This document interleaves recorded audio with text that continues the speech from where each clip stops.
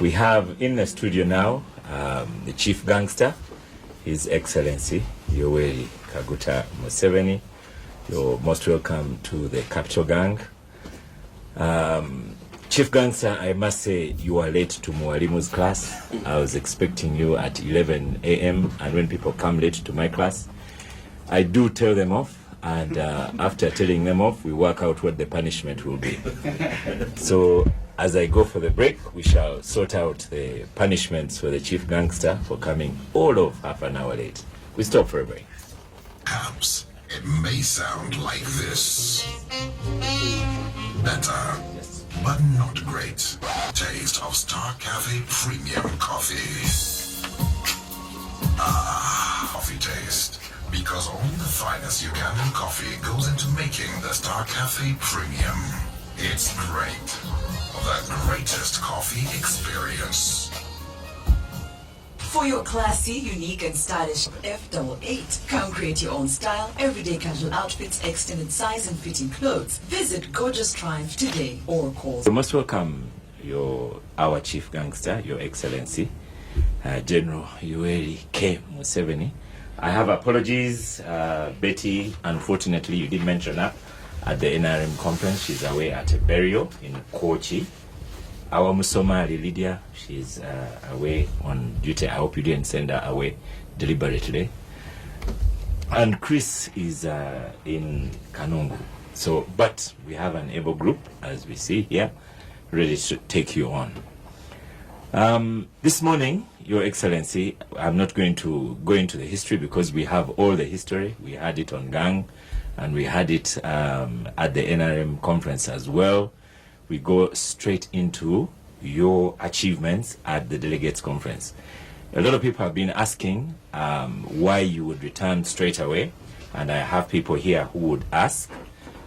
I have Richard Sebagalamsoke online.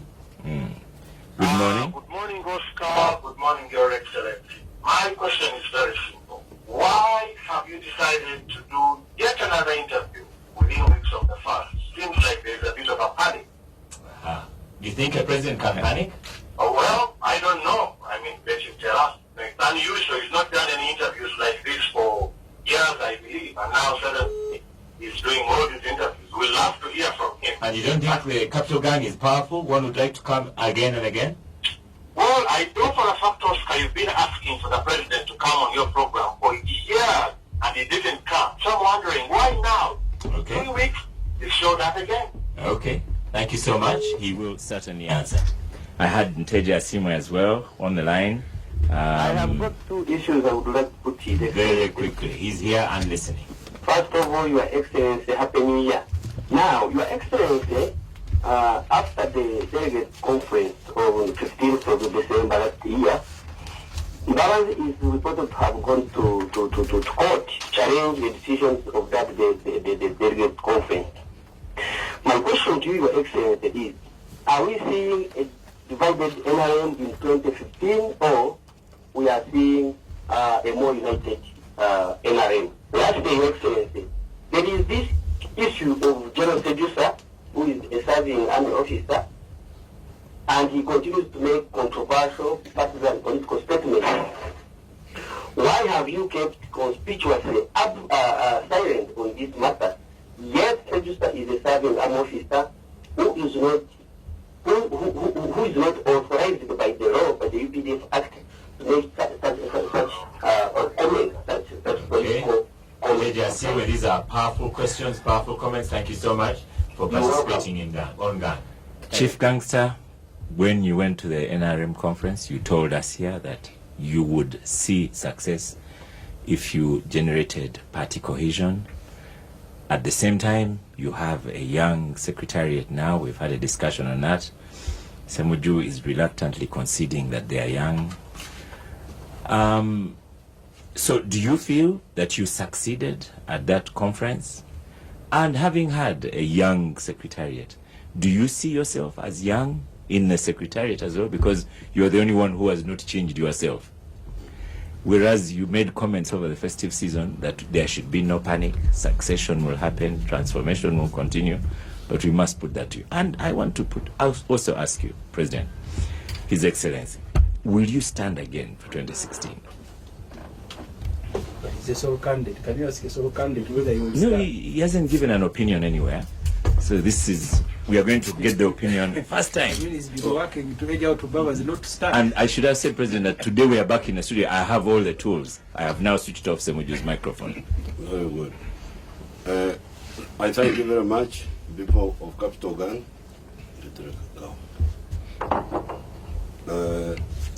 First of all, the question of Sebagar, I think it was, whether Museveni is panicking. Well, I'm not panicking. I don't remember who arranged the conference in Entebbe. That time I could not come in the studio because I was engaged. So we used Entebbe, where the facilities are different. The questioners are not able to ask directly. And we agreed that time that I would come here. Yes. And also to prove that the conference you would go as you wished. No, that was not the main point, because I don't have to come and prove that one here. But the more important is the fact that the other conference was not as complete as this one, because this one is in the studio where I can hear directly from the questioners. That's the main point. Now, the second question about Right Honorable was going to court. You know me, I'm not a lawyer. We have a resident one here. That is an issue of lawyers. For me, I'm a freedom fighter. And my interest is management. In this case, political management. And our interest in having a full-time workers in the Secretariat, which is something we have been talking about for a long time. And that's what we wanted. So the lawyers, they can bring the arguments. I'm not a lawyer. They will sort that one out. That is their business. My business is to organize the party in such a way that it is efficient. And it has not been efficient recently because when we were in the bush, our party was very efficient. We had full-time... Party in the bush? Yes. Our movement, whatever you call it, was very efficient. That's when we started the committees. They were called RCs that time, resistance committees. And Haji Gongo would manage them full-time. At one time we had, he was assisted by Elia Kategaya, people like Abe Mukwaya. Then later on, Elia Kategaya went outside, and Haji Gongo remained alone together with people like Jacob Asimwe, like Abe Mukwaya. That was our situation then, and we had direct contact with the committees all the time. The branches, you can call them branches. Even when we were in the earlier phases, we had the NPC, somebody called NPC, who would be in charge of this. The National Political Commissar. Yes. So this idea of an elected Secretary General, who also had other things to do, we did not concentrate on it when it first came. It was new actually. We had never had it before. When we had it in 2005, we had never had that type of arrangement. But when it came, we did not concentrate on it initially. But when we discovered the disadvantages, that's when we moved. And we've been talking about this for some time. It's not just now. So the court matters are not my issues. Those will be sorted out by the lawyers. Mine is how to organize our party efficiently. Yes. Now, thirdly, Tinyefuza, who's making public statements. I noticed you also call him Tinyefunza, not Sejusa. Well, but I'm sure people know who I'm talking about. Now, Tinyefuza, who is making those public statements are illegal. They should not happen, and they will stop.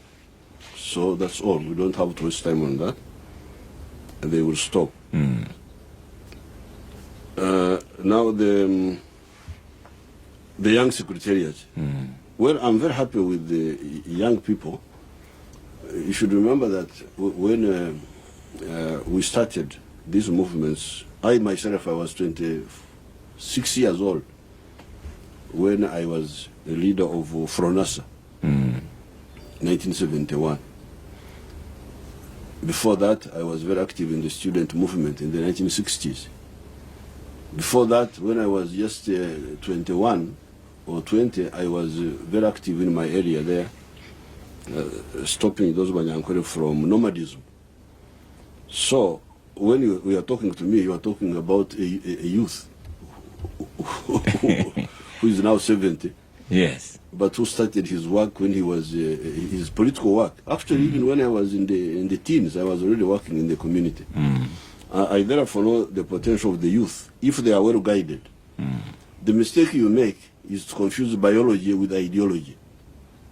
You seem to think that biology is a solution to societal problems. You can be young, but old ideologically, confused. People who are taking you accused Ssemuju of that the other day when we were at State House on Nganda. People who are taking Njaga, they are young people. Some of them are young people, but they don't know what to do. They are misguided. So what we are looking for in the secretariat is, yes, youth, but also older people. The issue is ideology, a combination of all levels of age, but around a convergence of ideological ideas.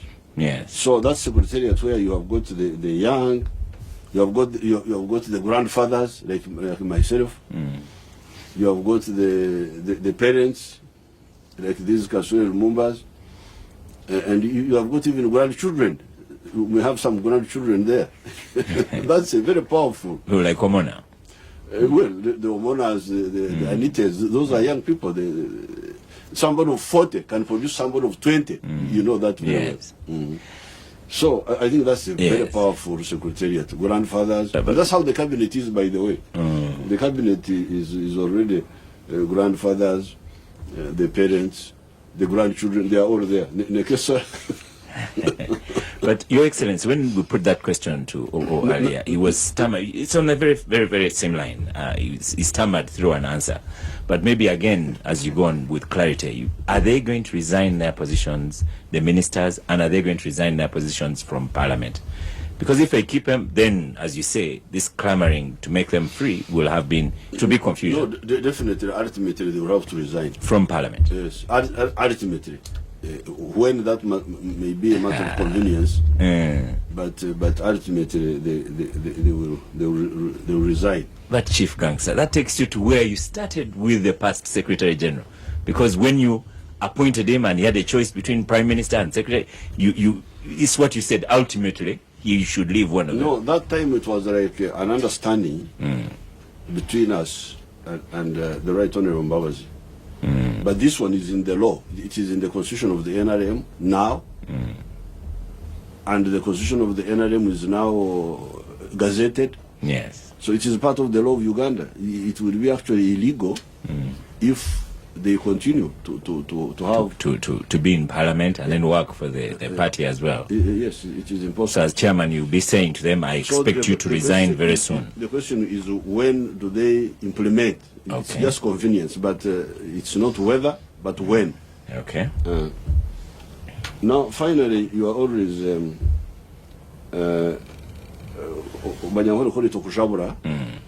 people are fond of dishing food before it is ready. I don't know why you kujabura, you people. Are you going to stand in 2016? It is important to know, Chief Gangster. No, what is important is to work. You know, this is your problem. My young friends and also some of the other Ugandans. When we were fighting, we didn't know who would even survive. The first time we discussed the question of who should take which position was on the 20. We captured Kampala on the 26th of January 1986, and the following morning, 27th, we met in Rubiri, and the question was, what do we do now?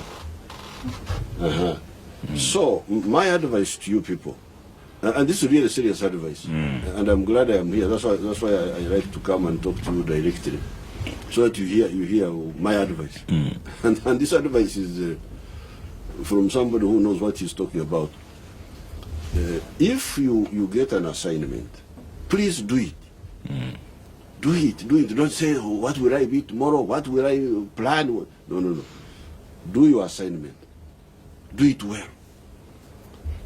When the time comes for something else, people will sit down, those concerned, and say, what do we do?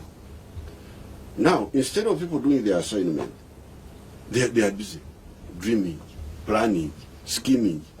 That's not a good idea. Such people don't succeed. I have seen many. So I cannot be part of that indiscipline. To go here, start disturbing Ugandans. They have got enough problems to solve, school fees, what have you.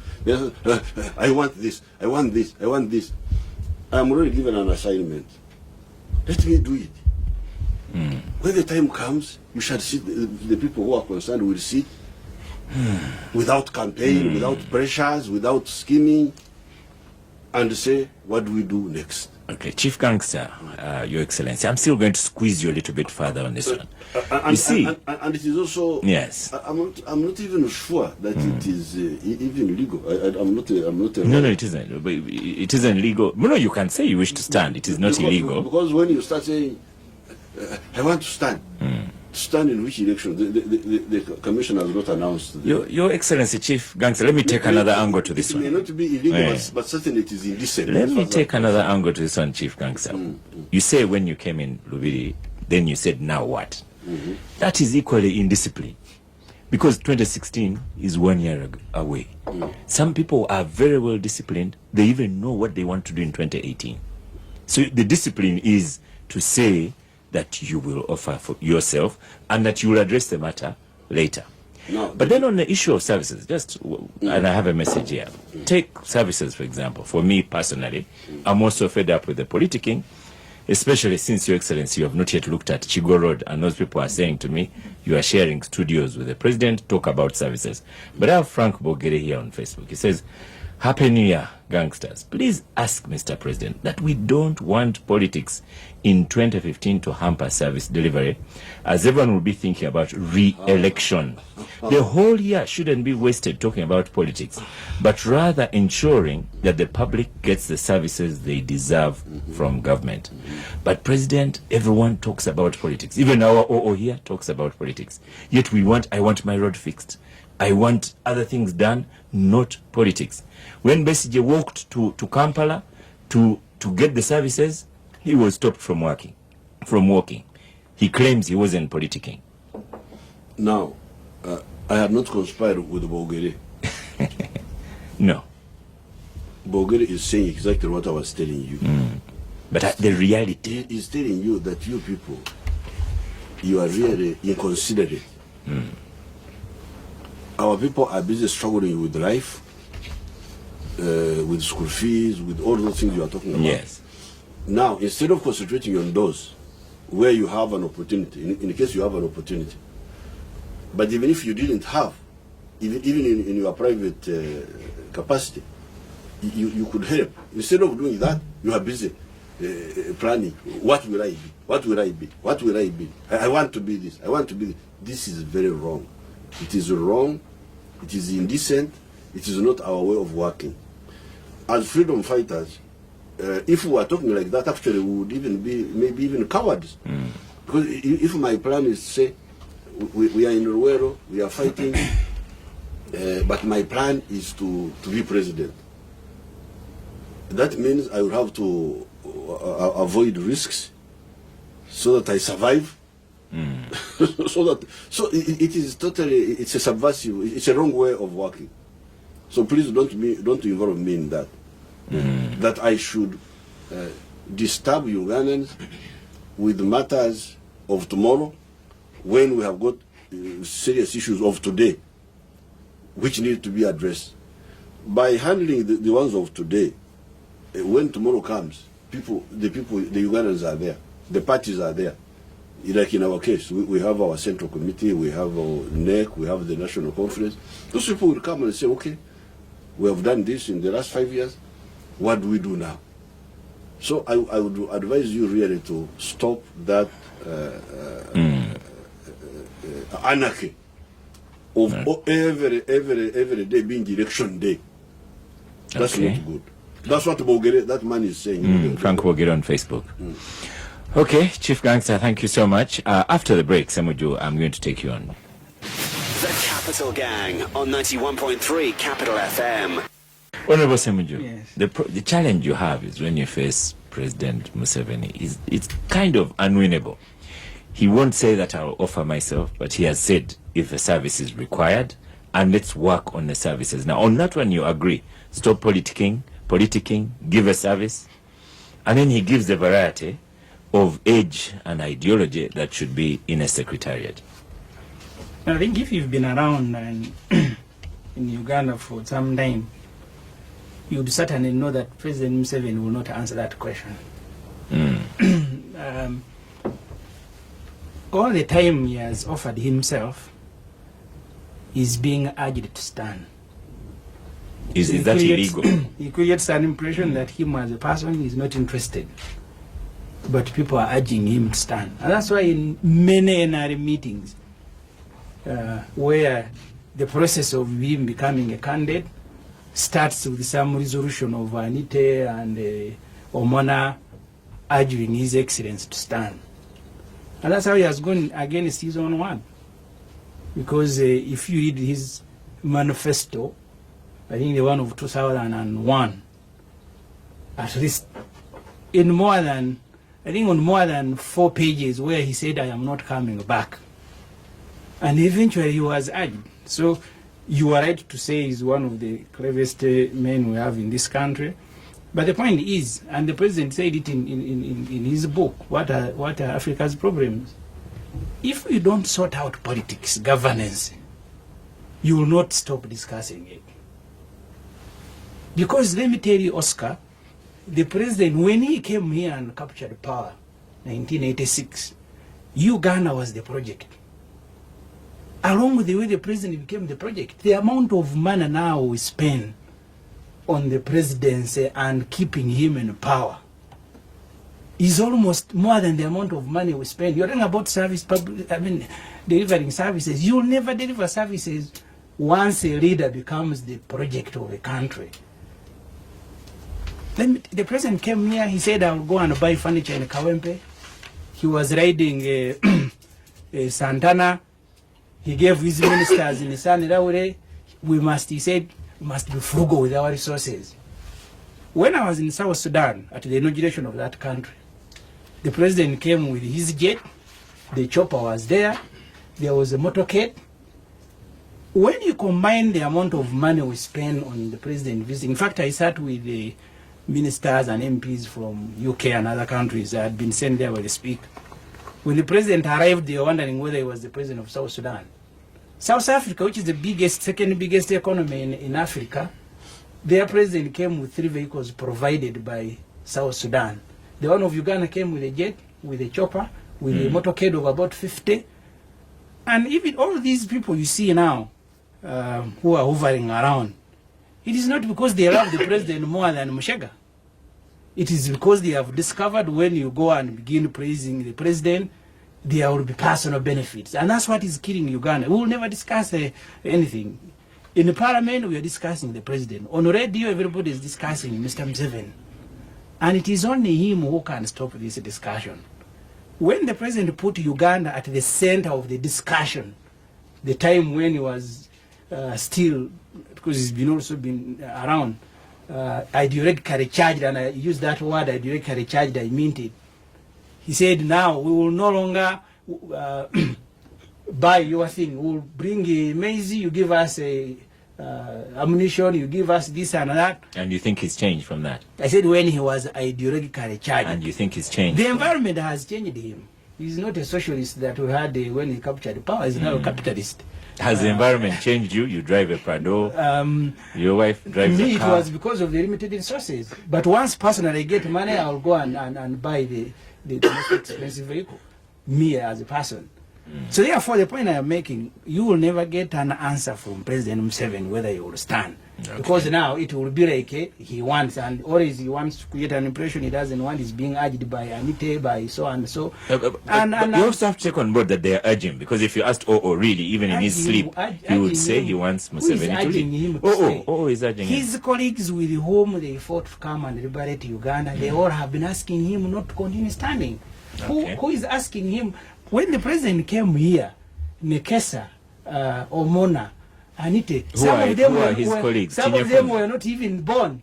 He came here when I was 12 years old. So therefore the point, Oscar, if you can allow me just one more second. Yes. First of all, that answer you will not get. But secondly, you cannot discuss service delivery without discussing President Museveni. Okay. Let me tell you one thing as I finish.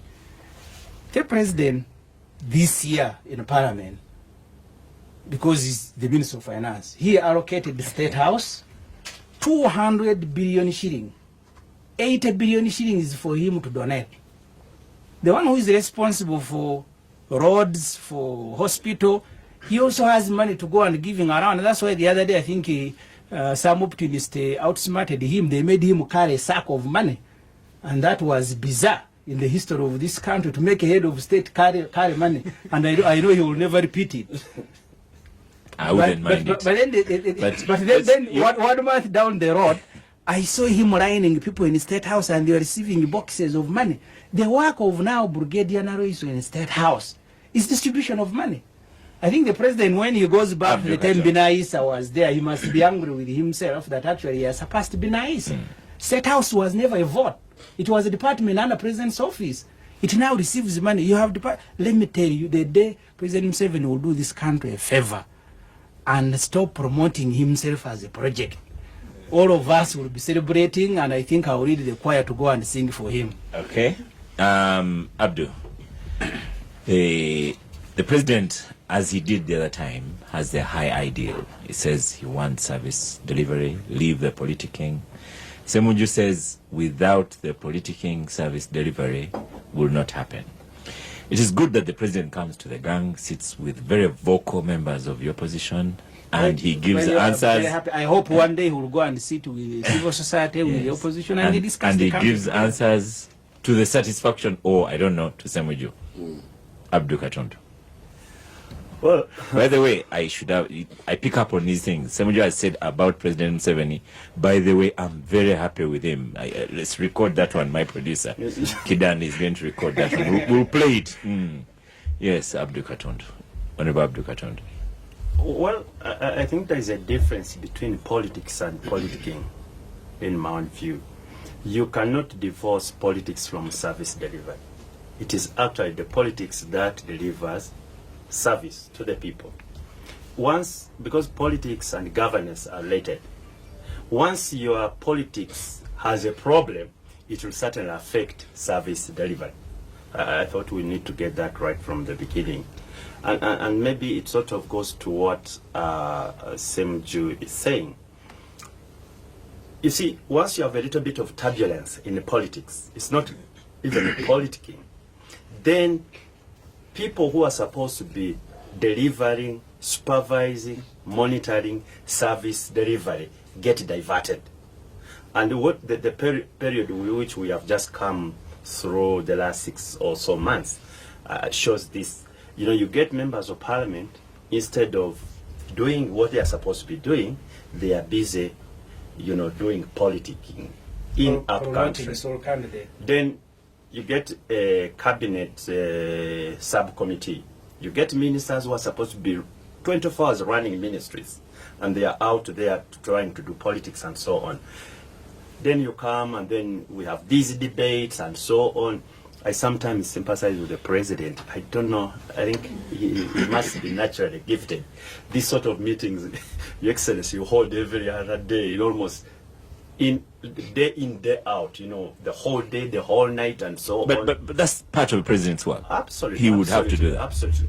But yet, then they're not really discussing. Sometimes, actually, he sort of gets them away from what has taken them. They say, look, can we go to service delivery and so on? But really, the country is not discussing service delivery, but they are discussing politics, and even. And that's what we're going to have in 2015. And that's my biggest problem. 2015 is gone so much, into high gear. Really, almost maybe even 1.5 years before the elections. And Your Excellency, you see all these meetings you've been holding, including the national conference. The whole thing was about solo candidate. You just need to go up country among your structures and so on. That is what is being discussed, including civil servants, unfortunately, the fellows who should really be at the forefront of service delivery. So, to the extent that we should emphasize the service delivery, yes, the president is correct. But that the politics is now guiding or driving this service delivery and having the problem that you should address, such that you get your men and women out of the politicking and they go to service delivery. But if you become a partner with them, then that becomes a big problem. And let me tell you one thing, why I do think politics and service delivery are very, very much related.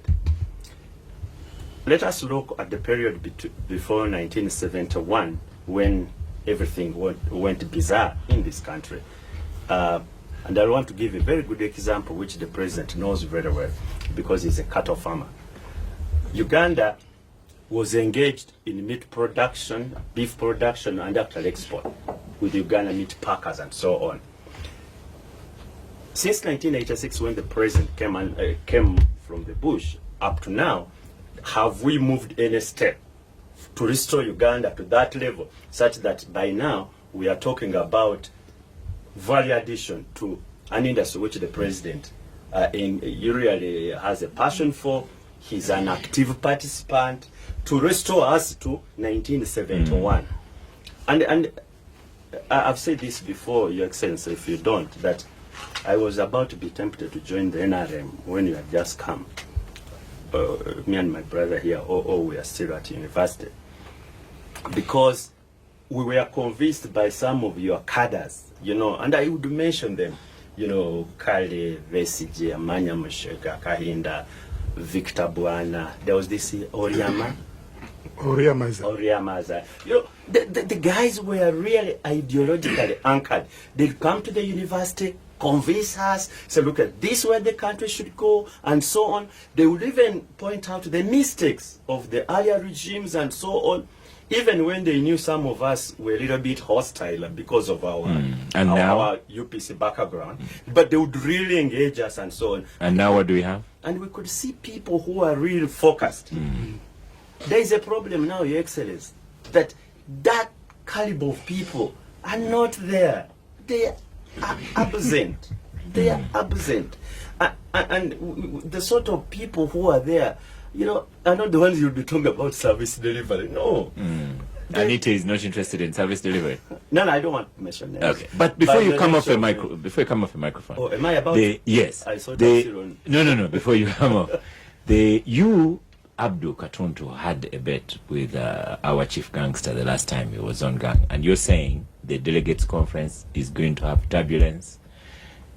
They will not achieve that high ideological point that he wished for which he wished. And he's going to put to you that it was very successful. The new secretariat was appointed and went through very well.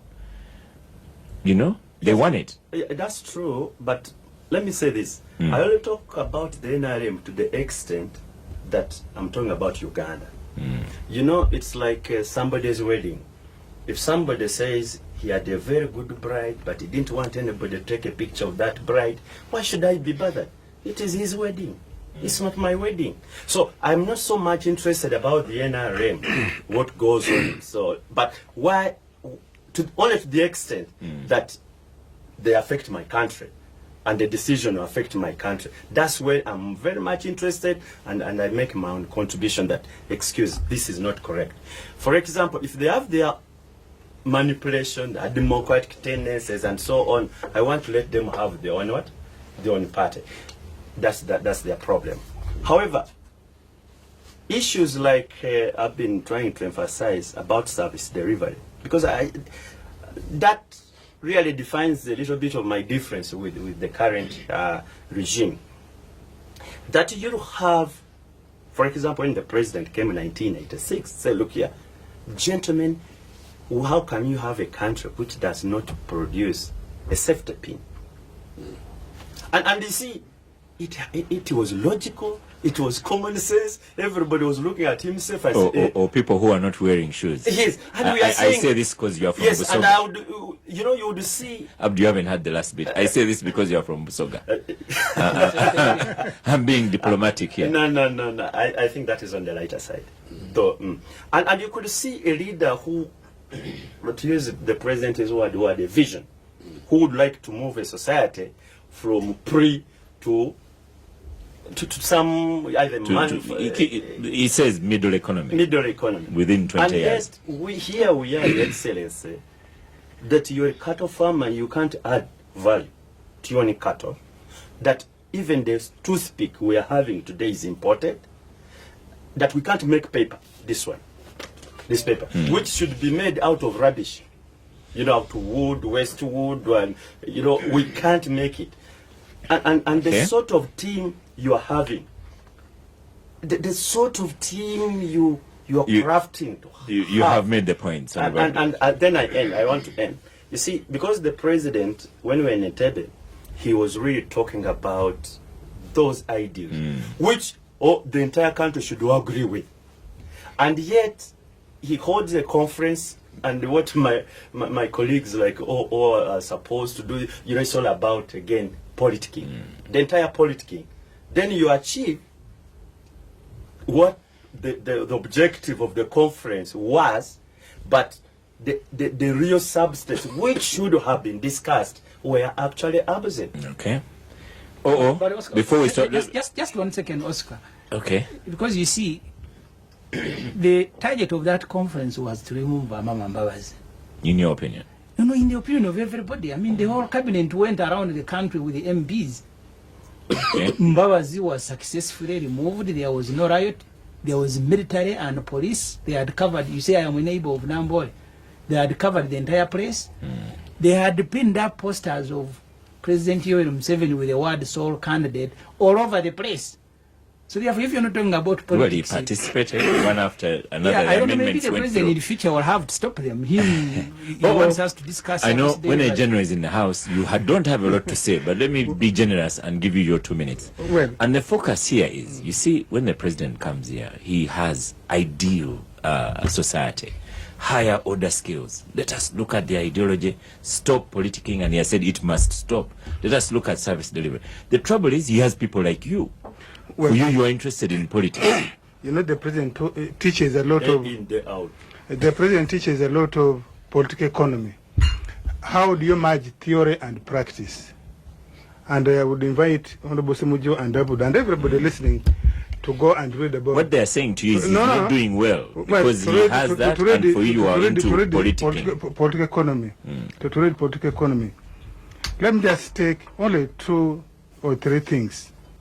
Ssemuju is faulting the president on frugality when he came and now. Abudu is faulting him around the same thing, saying we are not able to make safety pins. We are not able to pack beef. Don't try and answer those ones. No. Listen. Listen. You have asked me. Can I make my Those are take? not the ones I asked you.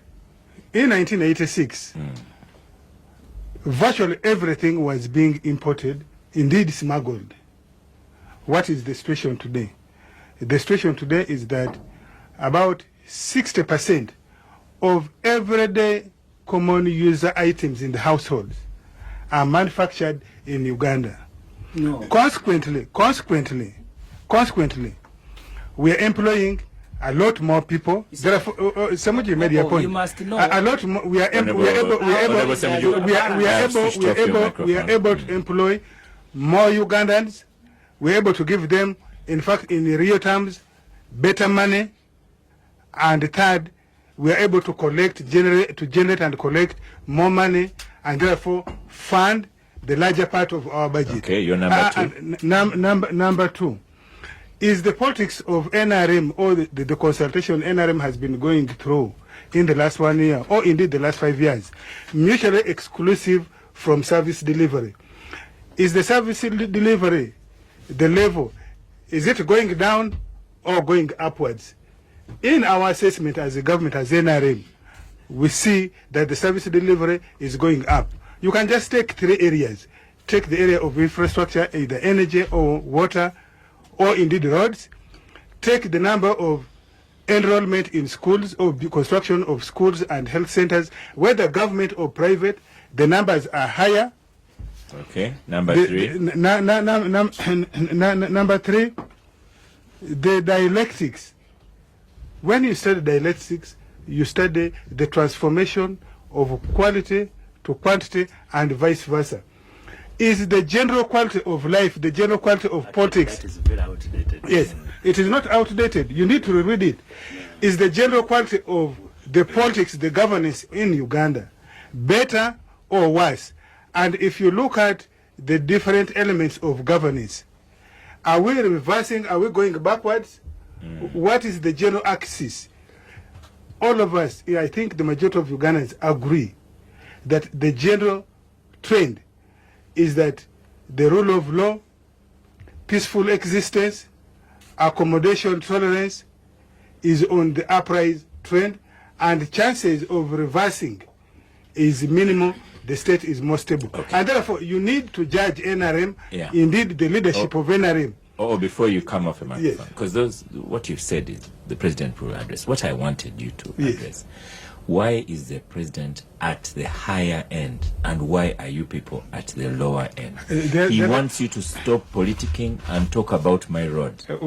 He wants you to stop politicking and talk about my school. Well, when in Entebbe, I told you that the level of ideological depth in any political organization can never be at the same time. And I want to tie this with the argument of Ssemuju, who's arguing as if Yoweri Museveni was the property of the Amanya Mushegas with whom he came. He was never. Once NRM captured state power and became the state machinery, the government machinery, and Museveni became part of the state machinery, he became the property of many people in Uganda, and therefore he ceases to be. And therefore, he must work according to the dictates of the majority, provided that majority is working through a democratic framework. And therefore, this idea that the president should only listen to those with whom he captured state power, supposing they were wrong. In fact, events have proved many of them that they were wrong, because many of them ran away from battle before the war had ended. Okay. Thank you very much. Before we go for a break, I have a couple of messages here. I have Angelo ask about low oil prices and high fuel prices still in Uganda. Globally, low oil prices. In Uganda, high fuel prices. Second, Uganda plans a refinery. Is that the answer to cheaper fuel for running the economy? How will we finance the refinery now that investors are hedging their bets with oil under $65 per barrel? Can NRM guarantee a low pump price as other countries now that crude oil prices are low? And what is Uganda's future with that? I have on Facebook, Kenneth Navasa Rendere. Does the president admire champions of democracy like Nelson Mandela? If so, what's his plan as far as transition is concerned? Turiamwomwe Fred Oscar. Tell the president that all is not lost, because he can still declare his intention of not participating in the forthcoming election. The president argues that Ugandans still want him, But he forgets that Nelson Mandela was liked by South Africans, but he had to leave.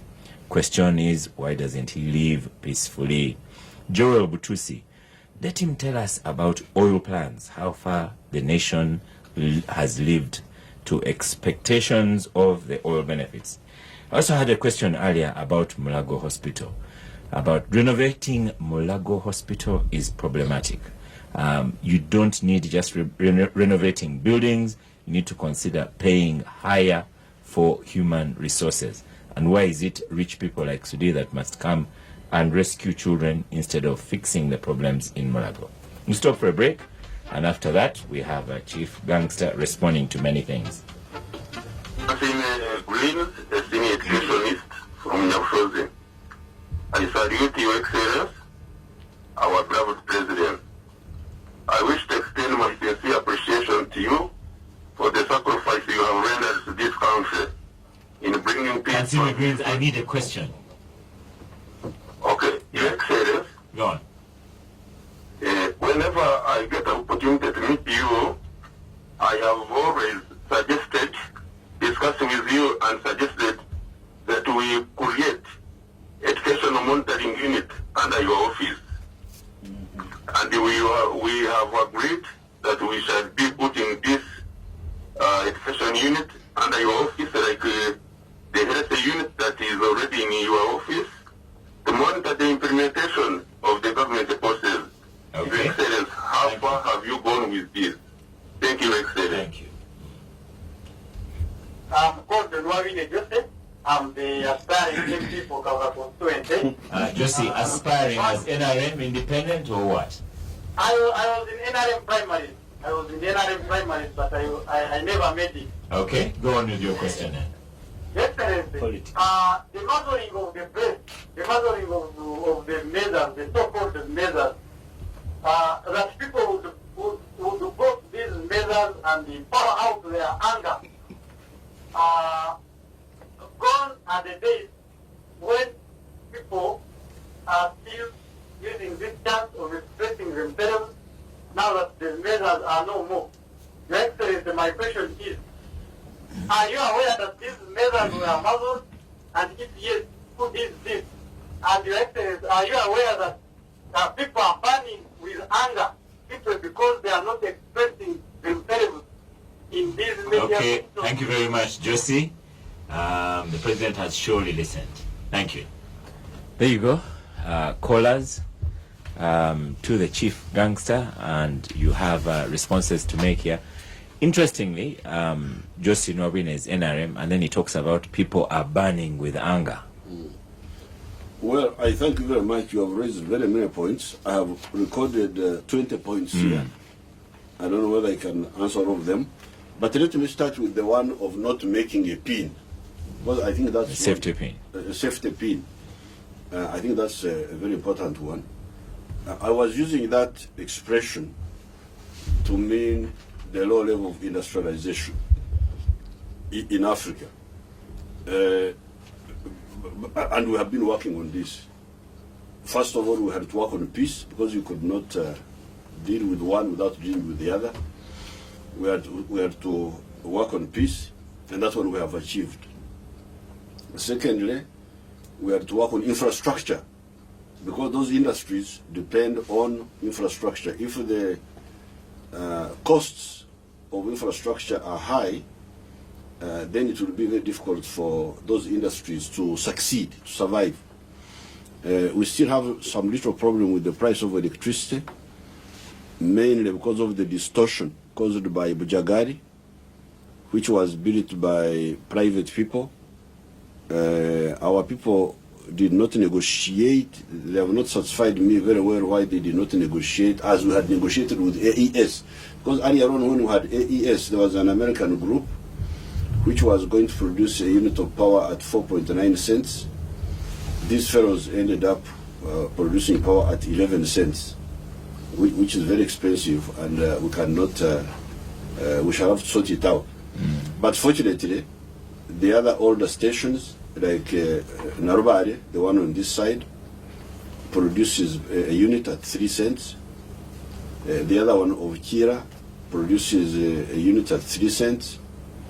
And what we are planning for Karuma, it will be 5 cents per unit, and Isimba will be 4.8 cents. So when I asked Kabagambe Karisa why this mistake of why did they not maintain the policy, the price level of AES, which was negotiated with AES, which was 4.9 cents, he told me that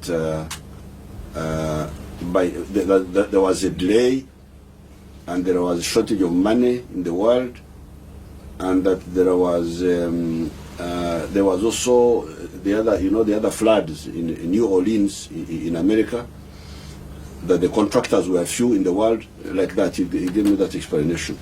But we shall have to sort it out. We shall have to sort out the issue of negotiating with Ubujagari and see how we can bring down this power price of electricity. So, peace, infrastructure, and then the difference we made in our time, we resisted the temptation of parastatals.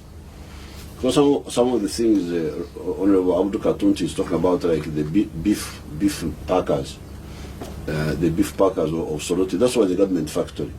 Yes. And some of those factories you're talking about were government factories. Now, for us, and here I really, it's part of my decision, I resisted wanting to use government factories, because in the end they are not as efficient as the private factories. So therefore, we have succeeded in very many areas attracting private factories. Let's take fisheries. There was not a single fish processing plant in Uganda in 1986. At the height of the fish industry, we had 20 factories. Now they have gone down a bit because of the problem of overfishing in the lake, which is another problem. But at least the factories had been attracted. 20, more than 20, and you know that. You talk of beef. So here you are, Museveni, you are a cattleman, but you can't even process beef. But you are forgetting about milk. The milk industry has blossomed. Our production of milk in 1986 was 200 million liters. Our production is now 1.9 billion liters. It has gone up, I don't know by what percentage. And the factories, there are so many. We have got even one which can crack milk and bring subcomponents of milk, not just processing milk, cleaning it, but even cracking it to get, there's something called casein. Casein, it's like a protein. So that is moving very well. Beef, finally we have got people now. There is an Egyptian who has built, who is building one in Bombo. So we are not only making a safety, maybe we are not making a safety pin, but we are now making a car. Mr. Katunta, I think you sometimes miss. Our people have made even a car. Forget about a safety pin, an electric car. Our professors. The money we are putting in research, we also need to look at it. How much money government is putting in research? Investing in research. Those people, the Makerere people, Professor Musaz and others, we give them some little support. It's very little. It is little, but we have to deal also with infrastructure, with other things. So really we have a lot of capacity now. Those professors, they have a lot of capacity. They have made the prototype car for electric car. They can make minibuses. They can make even bigger vehicles. UIRI, the industrial research, the one of Dr. Kwesiga, they can literally make anything. They have the capacity to do anything that we want. It's just a question of funding, but also management. I'm really a bit cautious about that. Like they put something to process shea butter in Lira, the UIRI, I went and opened it, but my question to them was, who will own this? You have built it, but who will own it to run it efficiently? They were trying to make the cooperatives do it. So that's why we have a gap, the entrepreneurial class, the indigenous entrepreneurial class who can, even when they get free funding, like in this case, this was built by the government for the people of Lira, can they manage it well? So we are moving, the technical capacity is there, these universities are training people, they have the know-how, but the business, business skills, to make sure that they are run. So we are very, very far from that area where we could not make things. Yes. We can now make literally anything.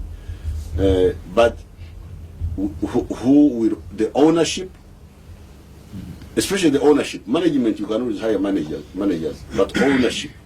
Who will own but Chief Gangster, Your Excellency, you must also have a reporting line when you say that yes, we have enterprises coming on. You need government to be saying, and in 2014, this is how we helped the enterprises. This is how we equipped the enterprises. In schools, private schools, what we are receiving now is the taxes returned. We are helping them. Look at the banana project in Bushenyi of Dr. Muranga. To make starch out of bananas, to not only produce more bananas, we are funding it. But we have got an innovation fund. He knows about it. Innovation fund. We are funding the food technology department at Makerere. We are the ones who started it. It was not there. But in schools we are fighting. The tax has returned. The teachers pay. The union. It is now a constant fight. Which fight now?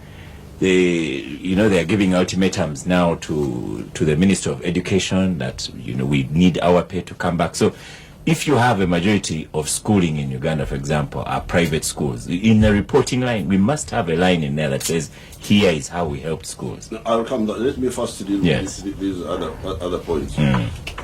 So, in terms of technical, industrial, technological capacity, we are now much higher than that. What you are talking about in 1980s. So now, what is now lacking? 86. When I was writing those articles. But what is lacking now is the ownership. You see, there are two ways. In fact, I've been thinking about it. When you hear the Soviet Union, you hear these MiGs. When you hear a MiG, those were names of people. Mikoyan Gulievich. So like you say, Katuntu and my son there, what? Ssemuju. So you could say Kase. You make something. So this Mikoyan Gulievich, these were the designers who made that aircraft. So I have actually been looking at that. If we don't have a strong private sector and discipline, the problem of Uganda is in discipline, spending too much, spendthrifts, extravagance. They don't know how to save and kekeres. They don't know. They are not like the Asians who are very good at kekeres. So if the people are not saving and they are not investing so that you support them and managing well, one option is what the Russians did. And that's what I've been experimenting with, like when I support the banana project. You have got a scientist who has got the knowledge, but he has no money. And we give him money. And we see whether it does. Well, that's what the Russians did. Those scientists became now the producers, but working for the government, working for the parastatals. Really, that's what we are struggling with. But otherwise, capacity we have, we have built it, and we are moving very well. Now, going to other issues,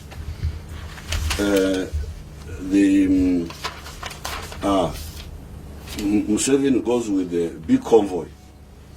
Well, Uganda happens to be in the midst of a turbulent area.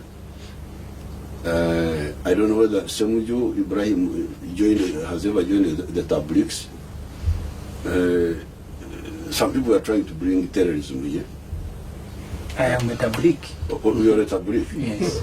Well, I hope you are not linked to the other man. What is his name? Jamil Mukuru. So, we are living in a turbulent part of Africa, and we have to take measures against terrorism. And for that one, I can walk, have no problem, I can sleep anywhere.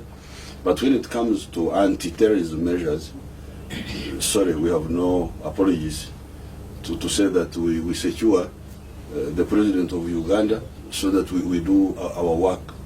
And Uganda has been in the front line of fighting those terrorists. You are talking of South Sudan, but those are your issues. South Sudan, you know Uganda stand on South Sudan. So if you don't know that, then you shouldn't be in parliament. Now, he talks about the extravagance and big expenditure by State House, and it claims you were frugal. You are talking about the convoy. I came with the convoy. Yes, that convoy is because of terrorism. If there was no terrorism, I just walk on foot. I have no problem at all. Now, the 200 billion shillings for State House. Yes, this is because I'm not a decoration president. To be there, just president. I am a working president. Fortunately, my State House controller is here. She came here by accident. I normally don't go around with her. But we're coming from. Now, this money, when some of the actors fail to do their work, I do it myself. I start model villages. You can go and visit them. Model parishes, not just villages. I don't know how many we have. You can actually give a statement and later. Let them go and visit them. Like I think money has been going through NADS, through you, members of parliament, through the districts.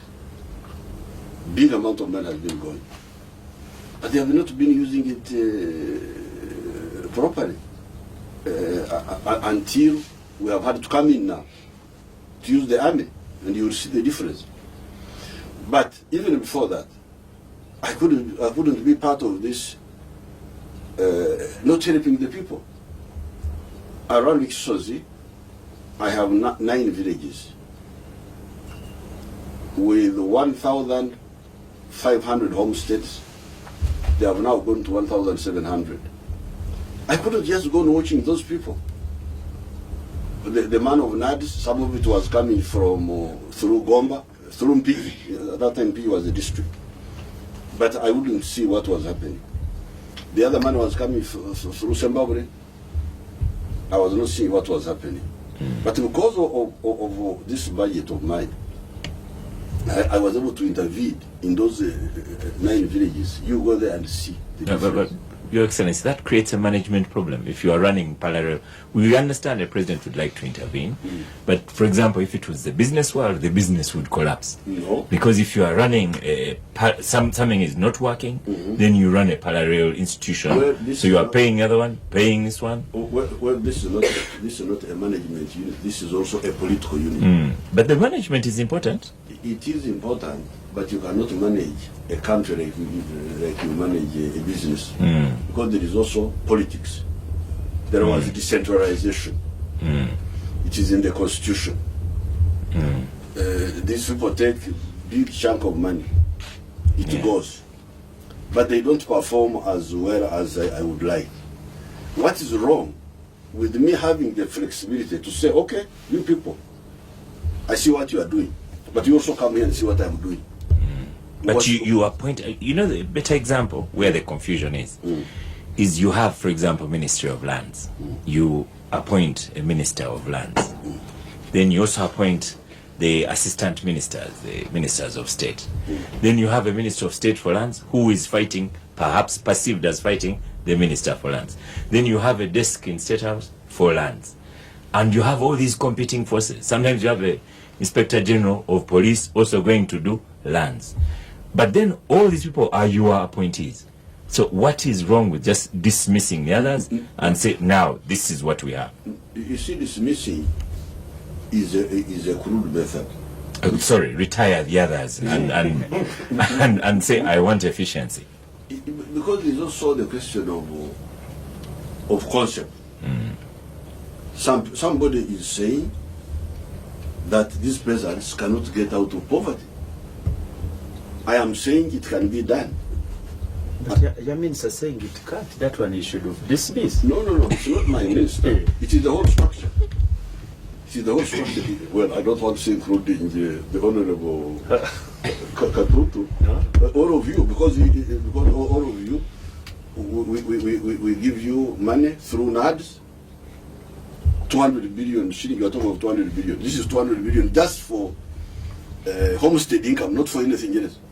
This 200 billion of setups you are talking is for external trips, is for everything, fuel, internal travel. Now, we give this huge amount of money to the system, but they don't implement what we have talked about, or they don't do it the way I want. Now, if I have some small budget, and I do it, I say, okay, you people, you look here, I have done it. What's wrong with that? Why do you want to have a president who is simply just there as a decoration? You cannot, this is a model, just to show you the example. When I started UPE, because I am not a president who lives in France, I've never even visited Dubai. I visited Dubai for the first time just a few days ago. When I go home, when I'm not in Nakasero or Entebbe, I am in my villages. And the peasants besieging me there. School fees, poverty, what have you. We got that revered as members of parliament. Okay. But if you as a member of parliament you have no solution, at least you are a small player. But for the president to have no solution at all is not acceptable. I don't think that's not my idea of leadership. So when I was facing these pressures, I started the first UPE school in my farm in Burera. So I said, what does it need to provide free education? What if I built the classrooms, paid the teachers? Why can't the children study free? So I started. Using part of this budget, I built a primary school. Before I was able to come out to the public and say, now we can provide free education for the whole country, I first did a pilot in my farm there. I gave them land, almost 100 acres, and I built their school. So the children come and study it. So we can provide, I started another pilot in Lekumburo. So this budget of this president you are talking about, which you are trying to make fun of, what is a budget which delivers alternative to the people of Uganda. Okay. But besides, this president is not somebody who just goes around with typewriter, with typists and people like that. He's a president who contributes to the security of the country. Some of that money handles the SFC, isn't it? Yes, SFC. There is a whole force, a very big force. Special Forces Command. Yes. So some of that money supports. So please, the 200 billion. SFC will come back to that one, Your Excellency, Chief Gangster, because I will also put to you that maybe the ones in the regular are equally annoyed with SFC.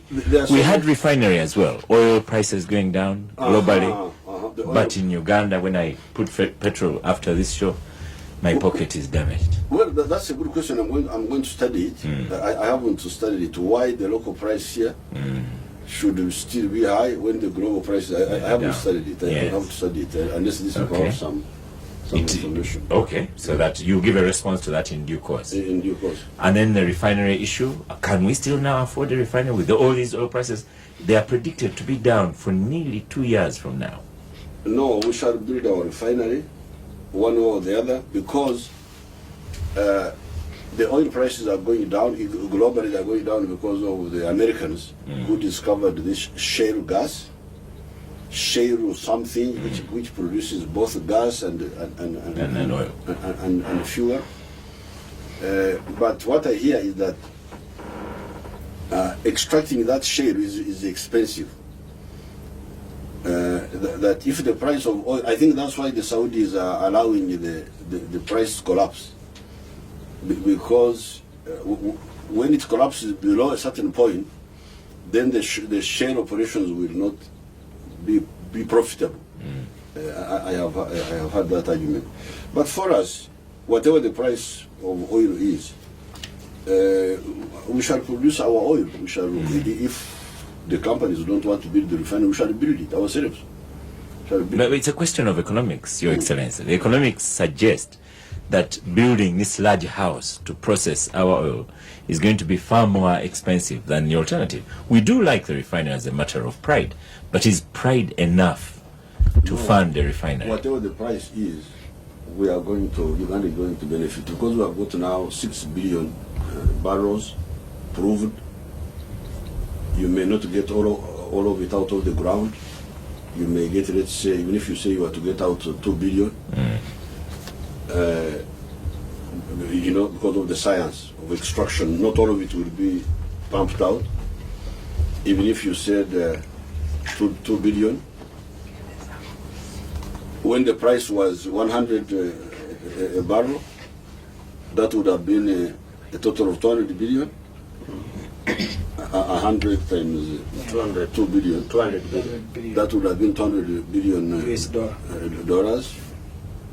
But even if now it goes to 60, that will still be 600. No, more than. It will be 120. 120 billion. That's not a small amount of money. And building a refinery, if we are going to use, I don't know how much, 2 billion or whatever, out of the 100. At some point, Your Excellency, will you know? Because that's part of the problem. You advocate transparency. Will there be published a chart of accounts? It's going to cost this much. So far it has cost this much. But when? Because this as a government looking ahead, you wishing for service delivery, all this information should have been published earlier, so that we are all with you, thinking this is a good economic decision. The only was that I nominated Professor Nachimera, a lady, to head this petroleum authority. With some other people there. When I sent them to the Katuntus, they said they were not. There were issues. That they were not good. When I talked to those women myself, very brilliant, that Nachimera. So that's what has delayed. I've been discussing with my young sister Rebecca. That's what delayed the petroleum authority. Otherwise, we are moving. We have finished all the other issues. Well, if we have some issues, Your Excellency, maybe it's better you address the issues we raise, because you can't just say, oh no, we can't. We always give reasons. Well, I know this is not for here. Yeah. But that's what delayed, because the names which had been proposed to me, I didn't know Nachimera, but she's a very highly qualified scientist. Petroleum geologist or something. Now, regarding the cadres, the quality of the cadres is going down. I don't really believe so. What we have done, it's true that we had to expand the cadreship. That's why I started the patriotic clubs and the patriotism secretariat led by Lieutenant Colonel Matsuko or Daouk. All those people, they are there. They are manufacturing a lot of young people in those schools. Then the other one of who are these people who are urging Museveni to continue when his Bush colleagues are saying you go away? Oh, my dear friend, you see, this is part of the problem. There's somebody who fell in the lake, thinking it was a part of water. The force which we have is a very strong force. You may see some of these politicians, a few of them, Amanya Mshega, the ones you know. But the people who fought for, they are there. The ones you see are not, these were the political leaders. But how about all that force? Which you think Kampala was captured by Besigye and Amanya Mshega and this handful of people? They are those who fought for. They are there. You don't see them because you are busy here in capital gang. You are talking about yourselves. You are talking about. You are just full of yourselves. But there are people. They are there. So whatever this one says, that one says, those who fought are there. Many of them have never been heard of. They're just quiet, doing their work, dying, surviving, but they are there. So please, you should learn how to be modest and know that shouting in the newspapers is not the only form of contribution. Maybe it is a form of contribution, but it's not the only one. You should know that there are other people who contribute. I think these are the major ones. No, nobody wants to get rid of Mbabazi. Absolutely not. Really, you should just get it out of your heads that our aim was to get rid of Mbabazi, was the main point. But we had to end the question of having a secretariat which is not full-time and linked. Because you see, the NRM is like a huge banana plantation. Somebody cultivates a huge banana plantation. You can imagine there are 57,000 villages in Uganda, more, 57,000 plus. And as Katun here knows, even Ssemuju must know, there are 30 NRM leaders in each of those villages. The 30. The official 30. The official 30. These are just the leaders, without talking about the members. Now, to not connect with these people actively is a crime. President, that was your view. You remember after the elections of 2001, I think, you told the SEC that you needed 11 billion shilling to run those structures, and you said they should not be functioning until the time of elections. That was your own proposal. No. Why? Why should I say that? Why should I say that? Why should they not be functioning? You said you needed 11 billion shilling to make those structures function. I can't remember that. But why would they be there and then not function? So the Secretariat is supposed to be addressing these very things? Yes, just even if you don't have money. You know, when we were in the conference, I gave them the example of St. Paul. St. Paul was a very good mobilizer. He had no money, but he was writing letters. You have read them to the Galatians. To this day. Communicate with them, even in writing, even letters. Okay. Yeah, but President, sorry, I didn't want to disturb the flow of your argument. But the politics that you have built, and I want to accuse you because you can put a stop on it, you alone.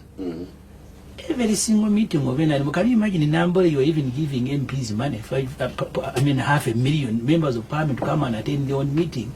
These structures of parties, you're talking about of NRM, wherever they are, if you don't send money, it will be chaos. Okay. And that's why they are not functioning. Even if you have a full-time secretariat, people now associate with you because they know this is a very generous president, there is money to get. Okay. And that's why the other day they were arresting Kawesi Ndawala when he was the youth, when he was the treasurer of NRM. Nearly they were lynching him until military police had to go there. Because every meeting of NRM now is a meeting to get money. Can you imagine in Nambole, even the wheelchair you had provided for people who are disabled, they took the wheelchair. Said this is NRM thing, we must go. When we had them in the nature, I was still a student, they took our blankets and spoon and fork. Okay. So that culture, sir, you can stop. Okay. There's a problem. There's a problem of money. what do you call this, mercenarizing. Mercenaries. Yes. Monetizing the politics, which is a mistake. If you read my statement, I really castigated it and advised them how to get out of it. They will get out of it. It's a mistake, but the structure is there. And you're saying eventually it will come good. The spirit of sacrifice is there, because when we fought, who was giving us money? The spirit of sacrifice is just a distortion caused by careerists, by you people who came into politics as a career. You are the ones who have caused this distortion. Yes. We need the Chief Gangster, Ssemuju, you have switched off your microphone. Chief Gangster, we are going to stop for a break, and after the break, I'd like us to look at criminality, lawlessness. Thank you.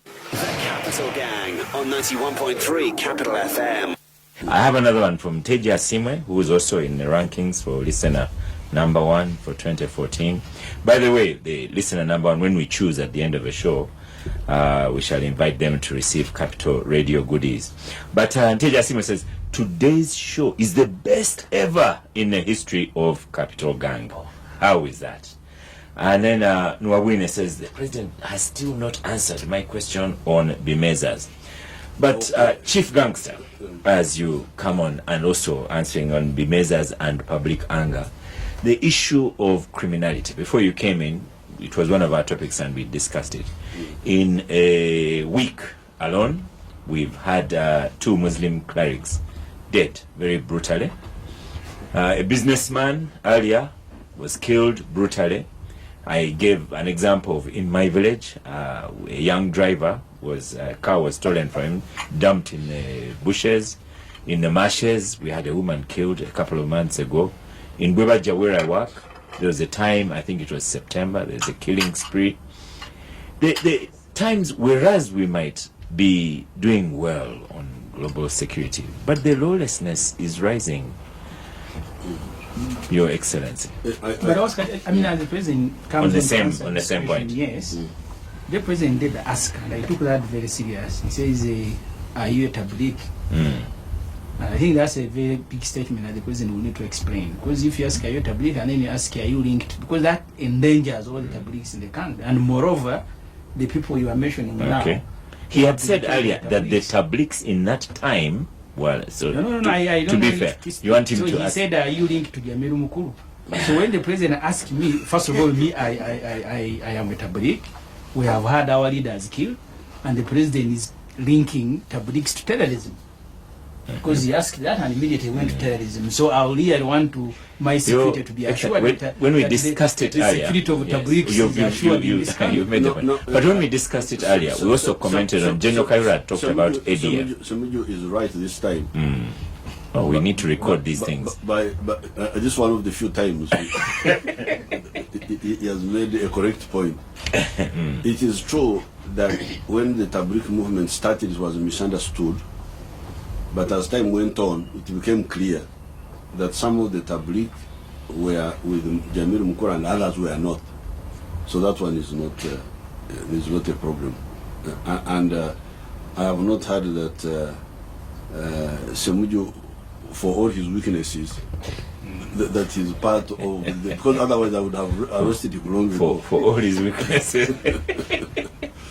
But coming back to the question of crime, I'm really very annoyed and by these killings. But we should defeat them. We should defeat them because we had actually not concentrated so much on this small crime. We were concentrating on terrorism, cattle rustling, which we have defeated. And we had not invested as much. As I said in my address, the police are doing a good job, but they are using old methods. There are some old police methods which they are using, which bring results.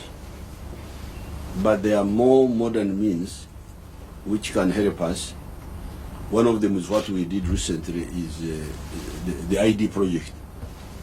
That computerized ID, that helps a lot to fighting crime. But there are two other systems, as I said in my radio address on the new year. One of them is the cameras. This is in order to expedite the investigations. Using the old police methods, we shall always find out. But it takes longer. You go by clues, you know, like for instance, the one who killed Muaya. Those two people on the motorcycle who killed Muaya. They came on a motorcycle. Muaya was a man of the people. He had no bodyguarding, you know, nothing, just there. He was sitting on the veranda of his house at night. I think it was like 9. Sitting in the veranda of his house. These people came as if they were going to greet him. And shot him. Now, they didn't know that somebody was seeing them. They thought he was alone. So, of course, the one who saw them didn't know exactly who they were, so we shall have to work on that, you know, how tall were they, how, you know, it's a long investigation. A long, investigative, analytical. But, for instance, especially in the towns, if you had like cameras, straight away you would see the, you know, maybe not even if he's covering his face or what, but you would see the, it would make the investigation much quicker. So we are going to really now address crime. The way we addressed terrorism, the way we addressed cattle rustling, we are now going to address the criminality. The accusation you have, Your Excellency, Chief Gangster, at least for the towns. Yes. At least for the towns, because even the other man who killed the sheikh who was in the town, the one who was coming out again from like a mosque, coming from a mosque. Again, you know, all these are missed opportunities. If there were cameras there. Public institutions. You see, public institutions. Your Excellency, the way to put it. We had not invested in that because, you know, so many priorities and so on. And it was not so much pressure. We had not concentrated on it as a big problem. But now that it is a problem, we are going to invest and deal with it. Because police needs to gain the public's confidence that they will be able to investigate something. In London, you remember when somebody came and planted a bomb in the underground train. This was some years ago. Somebody came and put a bomb, but the people who were in the central control very soon were able to unload. They didn't know. They were not alert that he would do it, but they went backwards and unloaded. Saw him placing the package, and then going to see it. You know, it helps. It will help. The confidence that we need to have with police is, of course, in competence and managing such crime. But then the Ssemujus also accuse you that the police is equipped in managing political disturbances. If, for example, Kano Besigye says he's walking to Capital Gang now, he'll be managed quickly and swiftly. But you saw it. But you even saw them involved himself in the Abama Mbabazi conflict. When will we get to that position where even such criminality is sorted out swiftly? That's an opinion that should not come from a member of parliament. Because the member of parliament should know that riot police has nothing to do, even if there is no riot, and the riot policemen are in their barracks, they will not be dealing with a crime. The crime is only dealt with by CID and by the plain-clothes policemen who go there on the scene. They have nothing to do with even if there was no riot. So you cannot say the riot policemen are diverted with. If they were not diverted, they would have. No, maybe I need to make the point. Hold on. Let the Chief Gangster finish, and then we'll do a final round of comments and finish with him. Because the police is totally specialized. If there is a crime, it is the CID who are full time on that job. If there is a riot, it will be the riot people who will be dealing with it. There's no way they can be diverted because of politics and so on. So that's a different branch altogether. Abdul Katuntu, the president has ably, you remember in the break when he says, I love coming here, find confusion all over, and I smash it. And I will occasionally return and smash one. Help me to explain to the public. To explain more. I love yes. So, sorry, you hadn't responded on the public anger on the Bimeza? Yes. I don't know who stopped the measure. I have never heard of it. Who stopped it? Well, sir, This is a good time for Nokondo too. While the late Honorable Basogan Sadu was still alive, that was when the measures were stopped. And I think since that time, we haven't made efforts. No, I think you just have, Ofondo, just say it the way it was. When the president ordered the closure of CBS, that order carried another order of stopping the measure. Well, I'm you are now bringing your slogan. He had died long ago. Yes, I'm giving you, since that time, we haven't made any re-engagement with the radio owners, particularly outside broadcasting, which I think we should, and I think this is what the public has been asking, we lift the ban on outside broadcasting. For example, there's a club called Obligatory in the industrial area where people would go every after lunch and every Saturday and sometimes on the Sunday afternoons, and then they have discussions on a number of topical issues. Outside broadcasting, not in the broadcasting. Not in the studios. Not in the radio studio. Not in the studios. I think it was one way for the government to receive the actual public feeling. Oh, for people to vent. That's what Nwabine is saying. Yes, you can discuss their country. There is no anger that is there. It's a discussion of their country. Sometimes it will happen. Yeah, but you see, to submit like an anger. It was similar really to the barazas that the government is hosting now. But except that it was broadcast live. Your Excellency? Well, I have no problem with that. I was not aware. I was not aware. I'm very grateful to Nwabine to tell me about that. Honorable Katuntu, on all the issues, we're into conclusion mode for today, and what you'd like the chief gangster to go away with from Capital Gang. First of all, I'll go public again about the question I asked last time, that this country needs a Chief Justice and a Deputy Chief Justice, and I hope it becomes one of the priorities of His Excellency the President to appoint one. Your Excellency, you see, my own view, first of all, I think I'm not part of the confusion because I take some time off to think and read and interact.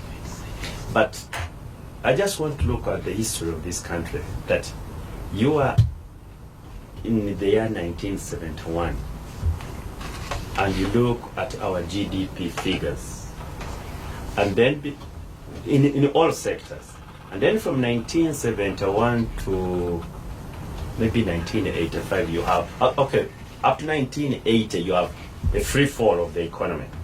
It's literally collapsing. You come back here in 1979-80, things don't work out, but the politics doesn't work out, and then you engaged in another war, and then the things continued deteriorating until 1986 when you captured power.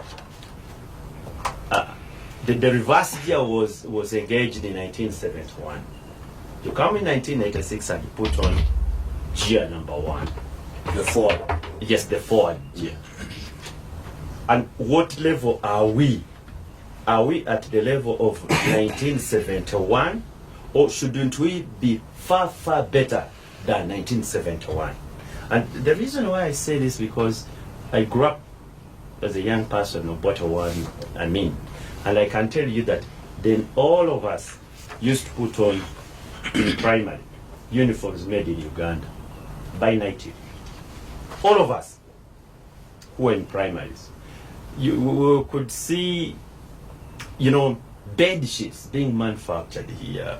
Women's clothes being manufactured by Morocco, Nigeria. You could even look at the sort of Nigeria used to employ at its peak almost 10,000 people.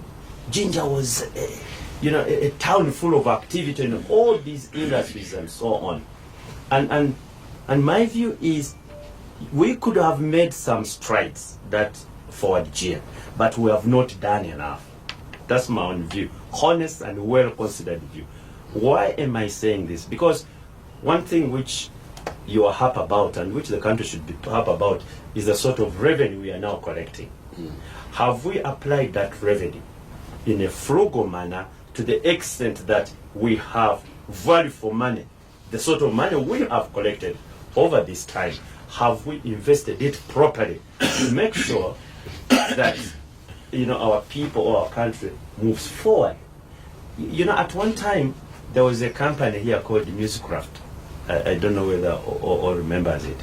It had started even assembling, electronics and so on. We had local entrepreneurs like Ssemuju. Yes, they had started doing something really moving towards manufacture and so on. And we seem like we didn't invest so much in the areas where we should have invested. And we could have the priorities, as you are saying, infrastructure, security, and so on. But the sort of revenue we are collecting, we are not putting it, in the areas where it matters. And I think that's where you need to have a little bit of national debate, where you involve the entire country. And it's not about closed meetings. Like I felt so bad when I was reading your New Year address. I said, no, that one I already addressed during the national conference. I'm not going to repeat. It's like you're more concerned about the group that you lead in the NRM and not the entire country. Okay. We have some great ideas, and there should be issues where we should not be thinking in a partisan way, where the country should be properly engaged and not about calling on the game of numbers or my party. Okay. Honorable Ssemuju, as you give your conclusion, again to Chief Gangster here, there was also the question of Mulago. When will you look at HR issues of Mulago and other facilities? And then we export doctors to Trinidad and Tobago perhaps, and yet we still need them here.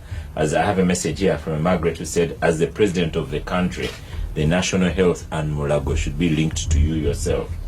Another who said, because you said we shouldn't think a bit ahead, should we not plan ahead? Yes, that's got a laugh from the chief gangster. I'll make 4 very brief points. Thinking ahead and planning ahead. I'll make 4 very brief points as a way of conclusion. One is on the institution. I think it's been one of the weakest areas of the president, the institutionalization of the country. The day he will depart, he will leave behind a very divided and very weak country. You remember when we were in the State House at the gang, he said not even in 50 years. Libyans are paying, the Egyptians are paying, because all the institutions and all these crime here now, when the president set up a unit to monitor education, to monitor health, to monitor what, it is because the president has invested less in building institutions.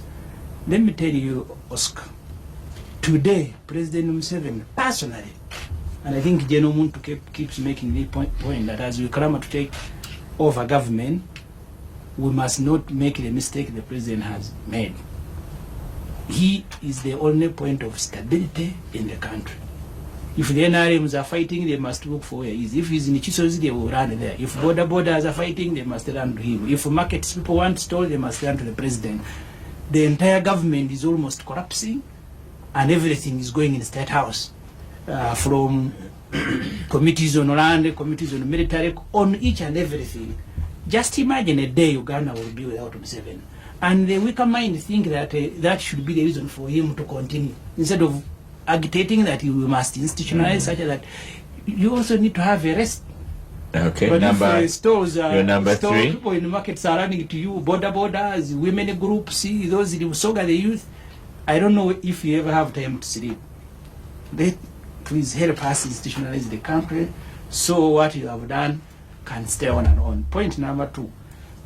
The level. I thought number 3. No, the number 2. And let me go through quickly. The level of production.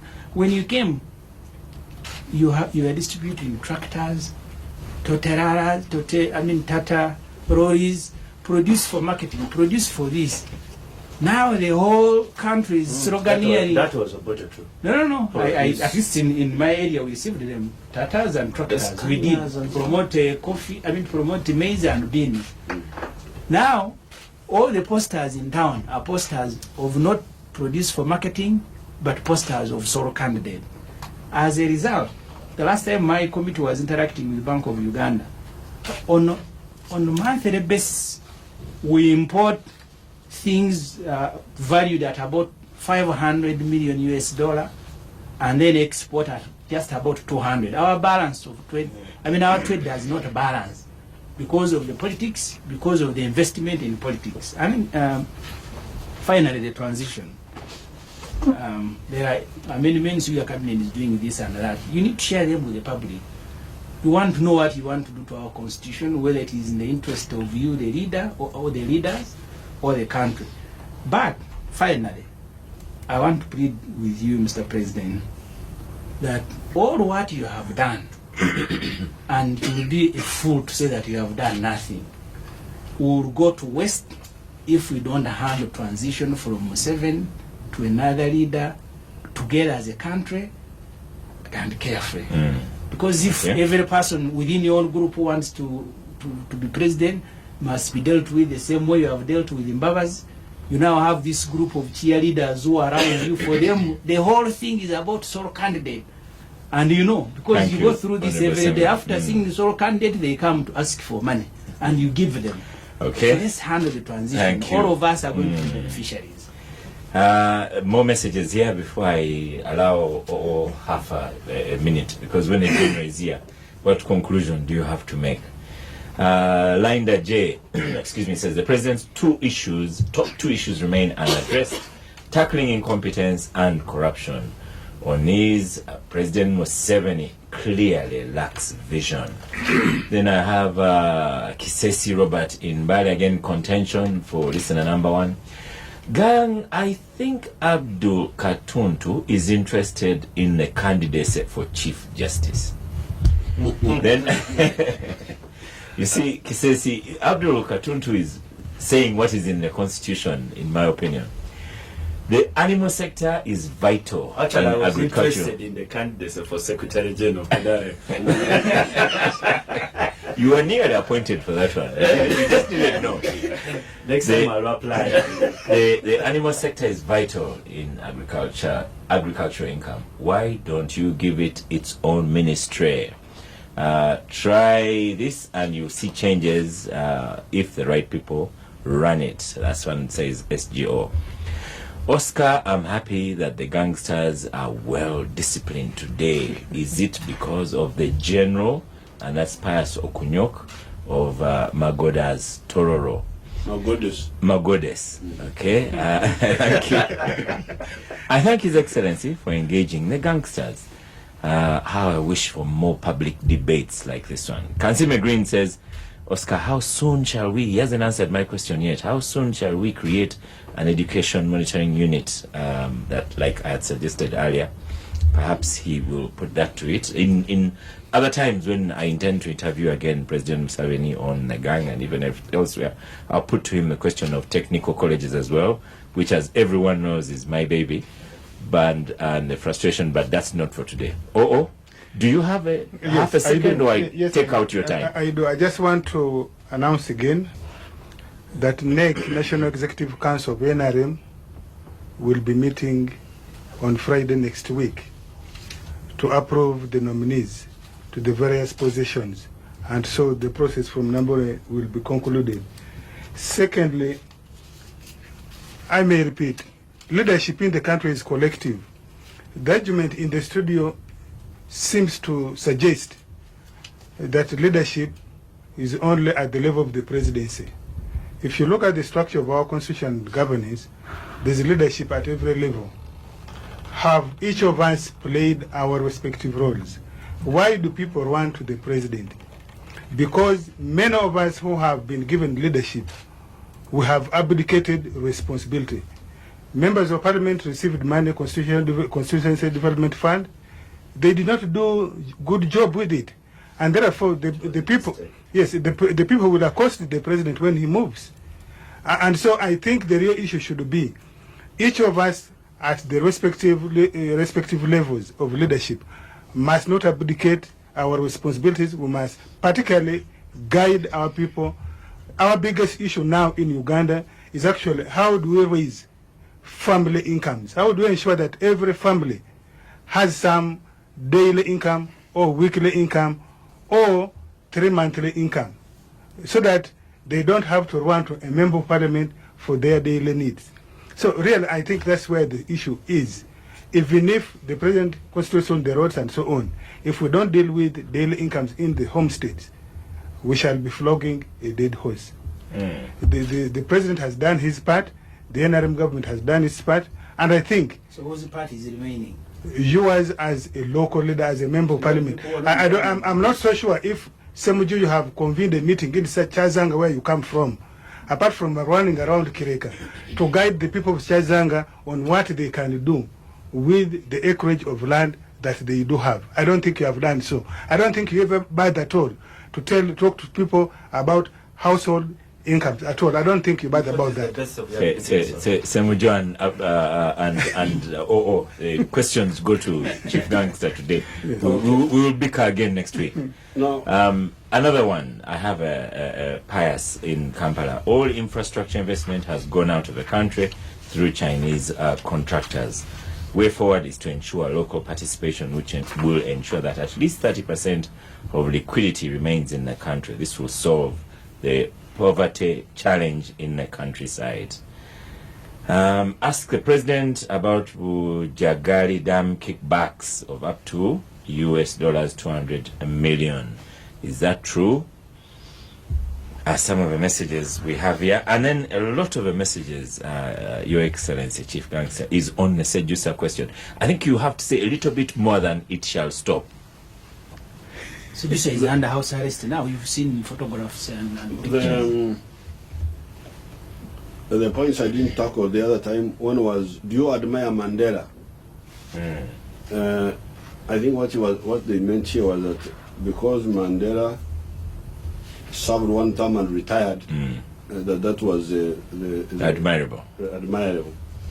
Well, you should remember that Mandela was a very old man, was slightly older than me now. By the time he came from jail, he had been more or less like a martyr. So that's why he couldn't serve long, because he was too old by the time he came from jail. Because by the time he finished his first time, he was already towards 80. That was his. I think that's why he retired. Mulago Hospital, when will they get higher salaries? I have proposed that next year we deal with the academicians and the doctors and the district councillors. This one I proposed in Nambode. The educational monitoring unit to be in State House, where we can consider it, what I have done in State House now is put 2 monitoring units, the one of health and the one of roads, of roads. So that idea has come up, the one of health and education. Education, to add education, because education is the other mass consumption ministry. The issue of Chief Justice, I have no problem. I had proposed Odoki, and the system said no, he couldn't, so I will get another one. That's not a problem. From the names which I will receive from the Judicial Service Commission. Honorable Katuntu is still talking about the production levels. I want to really to help you that the production levels are now much higher than they were in 1971. Forget about 1986. Let's take the cows which you are talking about. At independence, Uganda had 7 million heads of cattle. By the time we came from the bush in 1986, there were 3 million. There are now 14 million. Those are the figures. We are now about 14 million. The number is bigger than ever before. You go to tea. The production of tea in 1971 was 23 million kilograms. By the time we came, it was only 3 million kilograms. We are now at 60 million kilograms of tea. And by the way, all the tea is processed here, as you know. Yeah, but the population has also grown. Yes, but we have, even if you say the population has grown like 3 times, but you see the tea production has gone up also 3 times, from 23 million to now 60 million kilograms.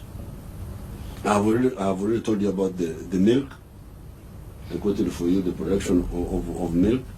Sugar production, even in 1971, I don't think it was about maybe about 80,000 for the factories, but now we are around 400,000 metric tons.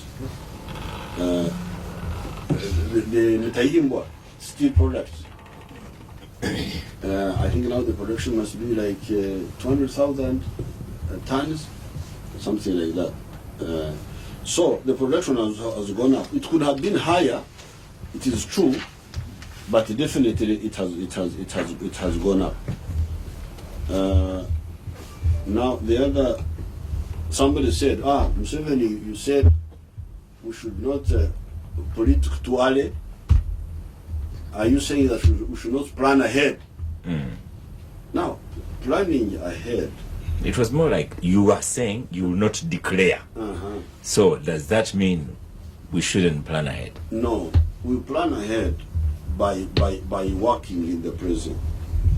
See, when we work, I think for me, I am tied to my history of struggle. By struggling devotedly on the assignments of the moment, then you create a base for how you can correctly decide on the future. Because by implementing effectively the assignment I'm given now, if I'm given a road, I work on it very well. If I'm given like in our case when we are fighting, we are given that assignment, I do my assignment well. By so doing, I'm actually contributing to the future. Because when you come and you say, okay, where are we now? We are here. Okay, so how do we go forward? Since I have successfully implemented this phase of the past and the present, you can more accurately discuss about the future. So after by excelling on the present and the past, you are actually planning for the future. You are planning for the future through what? Through action, not through just talk. Yeah. Then my son Ssemuju, he's very much worried. He's a worried man. He must be developing blood pressure, although he's still young. That the institutions are weak. Institutions are weak in Uganda. How are they weak? Because when I look at these universities, I'm no longer even a vice chancellor of any one of them. In the past, presidents used to be vice chancellor. What do you call it? Chancellor. It was called chancellor. These universities are churning out huge number of people. I'm not in any one of them. I no longer even attend graduation ceremonies. They just self-propelling. Secondary schools. There are so many, Mr. Honorable Ssemuju, that if anybody attempted to control them, he would just go to Butavika. Because I think altogether the secondary schools are like 4,000 plus secondary schools. You look at the army, you look at even this police force, although it has got this challenge of crime now. Institutions. Take the police force. How big was the police force? Even in the time of Obote, I think they were like 3,000, 4,000. We are now talking of a force of almost 60,000 now. Full of very highly educated people. The other day I was attending Guresa Kulo's function. If you see those young people there, those police officers, I really feel very gratified. So the prison's officers. I hear the pessimistic messages of people like Muntu, because he talked of Muntu. Muntu was in the army. He left. Since he left, how many tasks has the army achieved? Without Muntu, without BCA, those who are there denigrating the army. We have pacified Karamoja.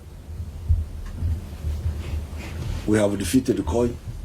We have defeated the ADF. Since those talkers left, the Uganda is totally peaceful. So what institutions are you talking about? So Ssemuju is happy with the prison service. Ssemuju is happy with the prison service, the Uganda prisons, because the short time he spent there, he said he spent some time with you. he said that one was working very well, you know, and I know because we live in the same village. Okay. I also believe that. Now, sole candidate versus production, I think that people are concentrating on sole candidate, not on production. That's why I don't want to be part of that excitement. That's why I say, please, let's leave the politicking, concentrate on production. Transition. Again, Ssemuju is worried about transition. There is no worry about transition in Uganda. I can tell you this. The problem is that I think the problem you have is like I am here. Our army is in Somalia. I have visited that place once, some few years ago. Our other army is in Central African Republic. I have never been there. The other is in South Sudan. I visited there once. But those people are doing their work. Only once in a while they get a problem here and there, and then I come in and okay, some sort of like a consultant. So if you say institutions are not working, I think you are not serious. I think you are turning your. Yes, there are some which have problem, like the civil service still has issues, but the revenue authority is doing very well. Kampala City Council was an institution. It was there. It was not doing well. See what Museveni has done there. What has she done? What has she done? You go to Kafumbe Mukasa Road. No, sorry to engage you of this, but it's a very serious point that we need to discuss. This Kampala you're talking about in the center is a Kampala of 60. The Kampala that has grown under you is an informal Kampala. In Kigali, the city is no longer accepting informal settlement. At one time, when you are no longer a president, we will have to erase this Kampala, because see, the physical plan for which we paid 9 billion shilling, nobody is following it up. Kafumbe Mukasa was not brought by Jennifer Musi.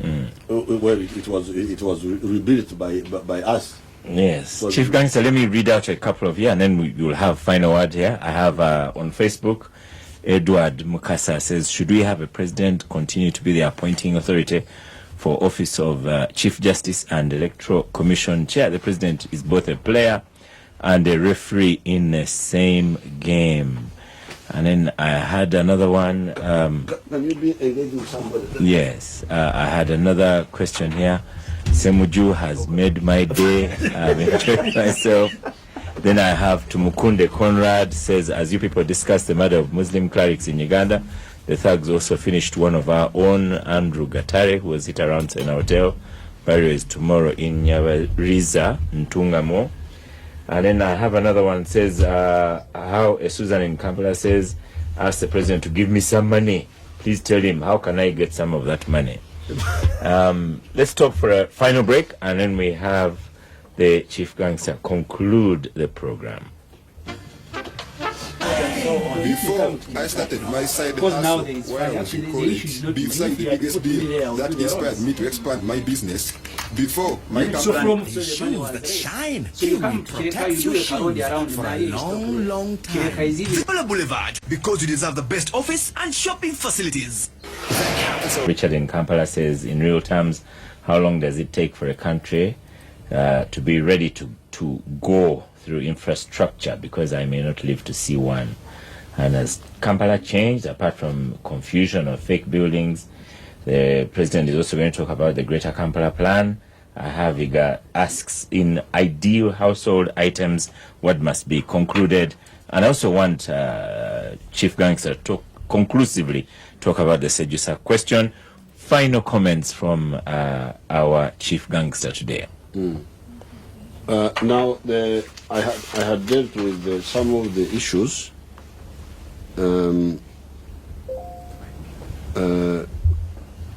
I talked on the issue of weak institutions, which I don't accept.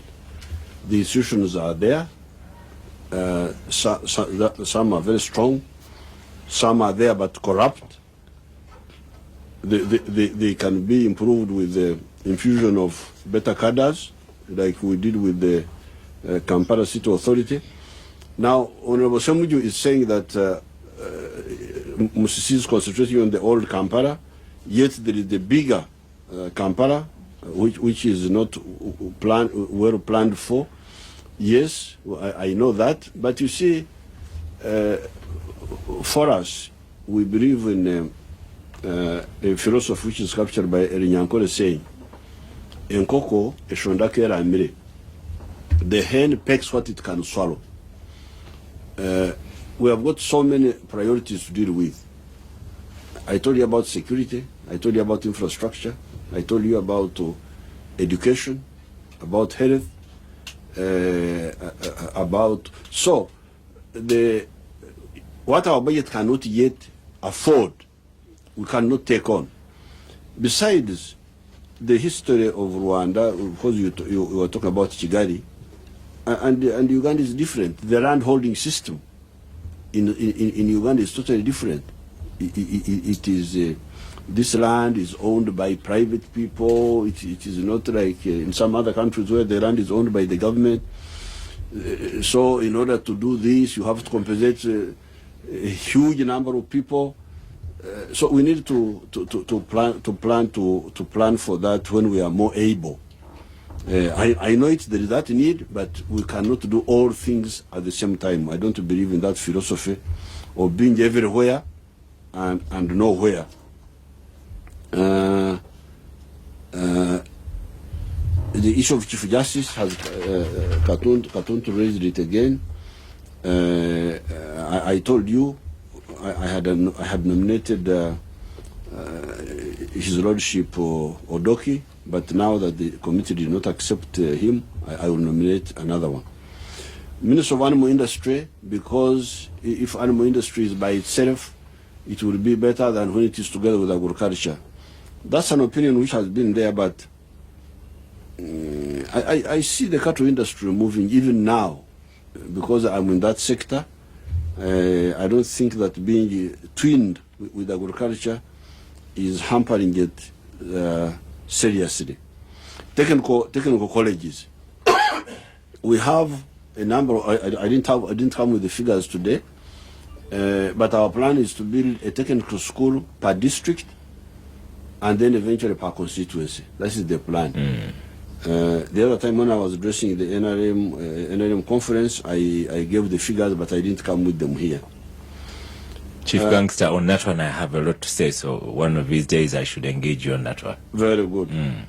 Now, the Chinese, much of the money is being taken by Chinese companies because they are not, the locals are not taking these contracts.